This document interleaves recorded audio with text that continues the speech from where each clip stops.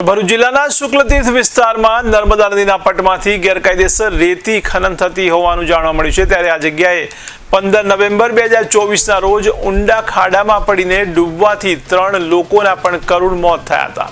ત્યારે આ દુર્ઘટના માટે ગેરકાયદેસર રેતી ખનન જવાબદાર હોવાનું મૃતકોના પરિવારજનો અને સામાજિક કાર્યકરોનું માનવું છે। ત્યારે ઘટના સ્થળે મોતના કેસમાં હજી સુધી જવાબદાર સુરેન્દ્રસિંહ બી પરમાર વિરુદ્ધ બીએનએસ કલમ 106 સહિતની કલમો હેઠળ પોલીસ દ્વારા કોઈ એફઆઈઆર દાખલ કરવામાં આવી નથી। તેમજ મૃતકોના પરિવારજનોને પણ વળતર મળ્યું નથી, જેથી ગુજરાત રાજ્ય માનવ અધિકાર આયોગ સમક્ષ ફરિયાદ દાખલ કરવામાં આવી હતી।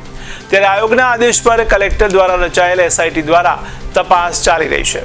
ત્યારે અગાઉ રજૂ કરાયેલ રિપોર્ટ અંગે અરજદારો તરફથી વાંધા ઉઠાવવામાં આવતા આયોગે પુનઃ તપાસ કરી રિપોર્ટને રજૂ કરવાનો આદેશ કર્યો હતો।